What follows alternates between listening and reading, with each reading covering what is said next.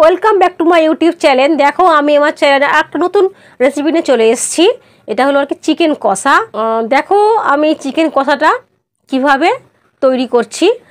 তোমরা আমার চ্যানেলকে সাবস্ক্রাইব করে দিও যারা নতুন আছো, তারপর লাইক কমেন্ট শেয়ার করো। দেখো আমি কিভাবে এই মাংসটা কষছি। যেমন আর কি কোনো অনুষ্ঠান বাড়িতে এই যে কষা মাংস হয়, আমি ঠিক সেইভাবেই করার চেষ্টা করেছি। এটা দেখো কিভাবে আমি করি। দেখো বন্ধুরা, আমি কিভাবে মাংসটা মাখছি। আমি প্রথমে টক দই, সর্ষের তেল, তারপর হলুদ গুঁড়ো, জিরে গুঁড়ো, লঙ্কার গুঁড়ো, ধনে গুঁড়ো দিয়ে ভালো করে আগে এটাকে মাখিয়ে কিছুক্ষণ রেখে দেবো।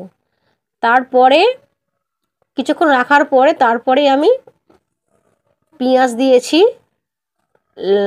রসুন আর আদা বাটা দিয়ে আবার মাখবো। মাখিয়ে কিছুক্ষণ আবার রেখে দেবো।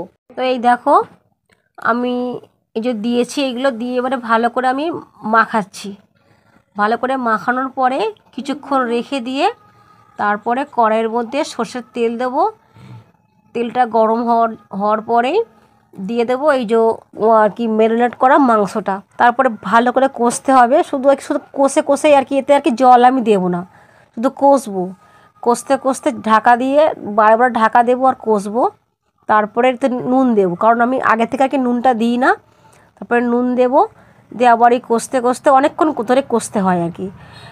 এই যে স্বাদটা মানে এত দারুণ লাগে খেতে, কি বলবো। তোমরা এইভাবে রান্না করে খেয়ে দেখো, দারুণ স্বাদ পাবে। এই রকম স্বাদ তোমরা কোনো দিন কোথাও পাবে না। তখনই তোমরা দেখবে বারে বারে তোমরা এই রকমইভাবেই রান্না করে খাওয়ার চেষ্টা করবে, কারণ এই স্বাদ ভোলার না। তো এই দেখো আমি যে চিকেনটা কষলাম, তার কালারটা দেখো, খুব সুন্দর কালারটা এসছে। আমার তো দারুণ লাগছে কালারটা।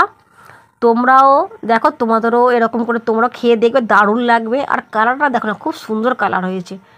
তারপরে আমার যে হয়ে গেল চিকেনটা, এবারে আমি নামাবো পরিবেশনের জন্য।